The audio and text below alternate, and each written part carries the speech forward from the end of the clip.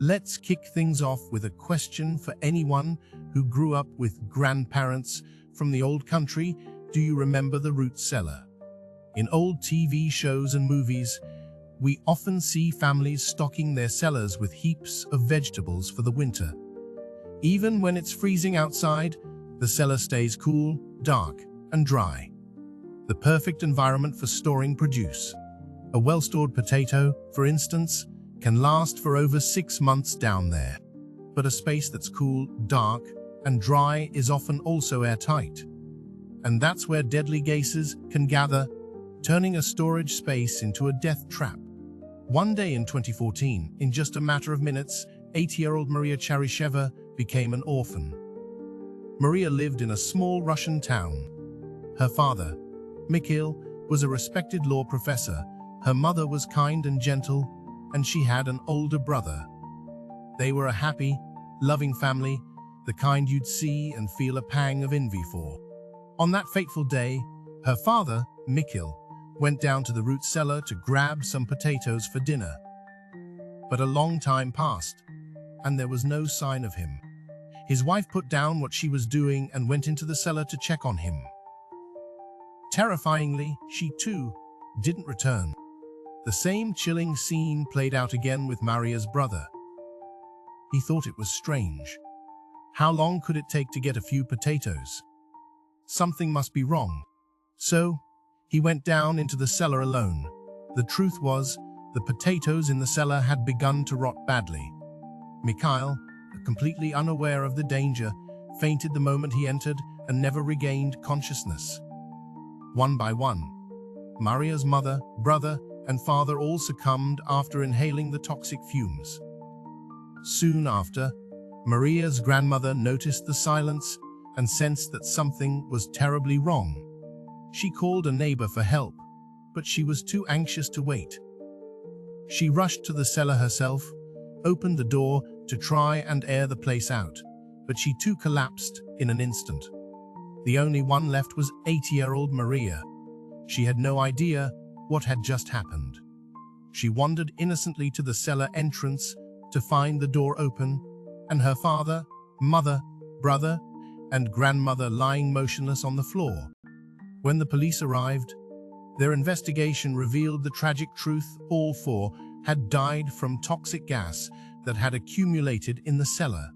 The news shocked everyone, and poor Maria was sent to live with relatives, passed between homes. This wasn't an isolated event. Back in 1979, a school in South London experienced a similar mass poisoning. A total of 78 students and staff were affected, all with the same symptoms: vomiting, diarrhea, and stomach pain. A few of the students were in serious condition, suffering from high fevers, comas, and seizures. Thankfully, the illness only lasted about 5 days, and nearly everyone made a full recovery. But strangely, after their symptoms vanished, several of them reported, quite independently, that they started having hallucinations. Talk about a field trip. So what was the cause of this bizarre outbreak? The culprit, as it turns out, was hiding in plain sight. It was the potato. While it sounds unbelievable, the villain in all these stories is indeed the familiar, humble potato. And as it turns out, a potato that's gone bad can be seriously dangerous. Let's do a quick science dive. The toxin is called Solanine. It's a glycoalkaloid poison found in species of the nightshade family, like potatoes, tomatoes, and eggplants. On one hand, Solanine is the potato's personal bodyguard, fending off pests and fungi. On the other hand, for us humans, it's a pretty nasty piece of work. It's a powerful irritant to your digestive system. A mild case might just feel like you bit into something bitter and your stomach's not happy.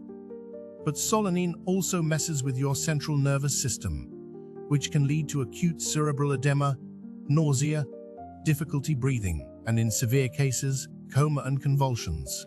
Now, don't panic. A healthy, mature potato has very low levels of Solanine, not nearly enough to hurt anyone. But as a potato starts to go bad, the concentration of this toxin skyrockets. So, when the potatoes in that cellar began to rot, this poison was released into the air, becoming a lethal gas that filled the confined space. Anyone who entered without realizing the danger would instantly inhale a high concentration of it, leading to fainting, respiratory failure, and, as we saw, death. You might be thinking, just cook the potatoes and you're fine, right? Well, not so fast. In that London school incident, the students had eaten cooked potatoes.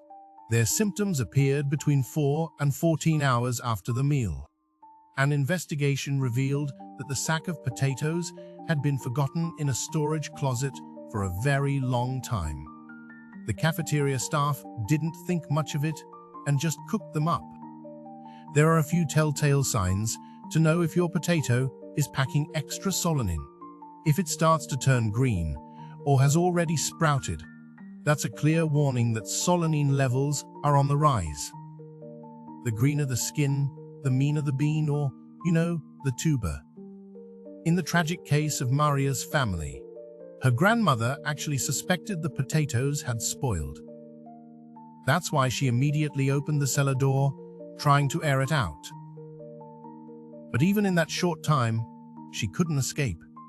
That very same year, the news reported another case where 4 Siberians died from lethal potato fumes. In Krasnoyarsk, a city in central Siberia, 4 employees of a vegetable warehouse went to process some potatoes and never came back. Their boss, finding this odd, went to check on them. He was immediately hit with a pungent, irritating smell and found all 4 of his workers unconscious on the floor. It was the same horrible tragedy all over again. The Russian investigative committee later confirmed their deaths were caused by toxic substances released from rotting potatoes. These incidents served as a massive wake-up call. Never underestimate the power of a potato. If you're storing them for a long time in an enclosed space like a cellar, you absolutely must ventilate it before entering. Don't just rush in after opening the door. An old trick is to lower a lit candle. If it goes out, the oxygen is dangerously low. And if someone does get trapped, rescuers must be extremely careful, ensuring the space is fully aired out before going in to prevent the tragedy from repeating. Before this, I only knew not to eat sprouted potatoes. I had no idea the air around them could be just as dangerous. Research shows that ingesting 30 to 50 milligrams of solanine per 100 grams of potato is enough to cause illness. But it's not an exact science. Everyone's tolerance is different, which is why symptoms can range from mild to severe. Here are a few more cases from medical journals. In 1899, 56 German soldiers got solanine poisoning after a potato feast. They all recovered but experienced mild jaundice and partial paralysis. In 1925, a German family of 7 was poisoned by potatoes. 2 of them died. Survivors recalled that the potatoes were noticeably green and had a bitter taste, but the seasoning mostly covered it up. The first symptoms were nausea and extreme fatigue, so they all went to bed early. Horrifyingly, just hours before they passed, the 2 victims began gasping for air and eventually lost consciousness. In 1948, a 9-year-old girl was poisoned by solanine, but not from a potato. She found some strange-looking berries by the side of the road and, out of curiosity, decided to taste them.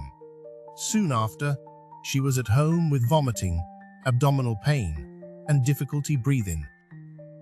Her parents rushed her to the hospital, but after 2 days of fighting for her life, she passed away.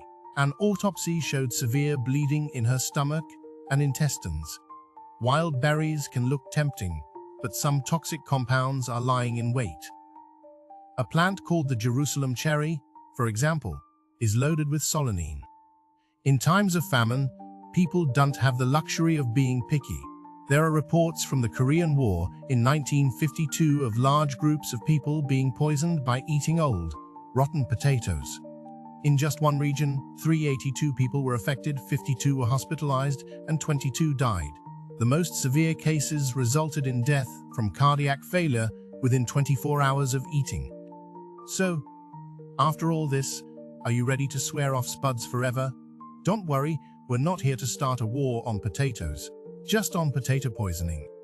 Beyond being mindful of how we store them, most larger-scale food producers that use potatoes test for solanine levels. You mostly have to worry about shady operations that might use spoiled potatoes for takeout orders. After all, if you get sick from takeout, you're more likely to blame the meat than the potatoes. For most people, the body can break down and excrete small amounts of solanine without much fuss. But if the concentration is too high, all those symptoms we talked about are on the table. So, what's the smart way to handle potatoes? First, store them in a cool, dark, and well-ventilated place. If you see a little bit of green, you can be forgiving, but you must be ruthless with the peeler. Shave off a generous layer around the green spot. Then, make sure to cook it thoroughly. But if it's seriously green or has more eyes than a spider, just toss it. Don't moan the dollar you spent. It's not worth the medical bill. The older generation is wonderfully frugal and hates to waste food, which is an admirable virtue. But when it comes to health and safety, sometimes you just have to let it go. I'll share a personal story. I once took a potato that had started to sprout, cut it into pieces, and buried it in a little patch in my yard. I figured, hey, if it doesn't grow, it'll just become compost. No big loss, and you know what? It actually worked. I never got around to digging up the harvest, but it was a fun experiment. If you have a large pot and some space, you can find tutorials online.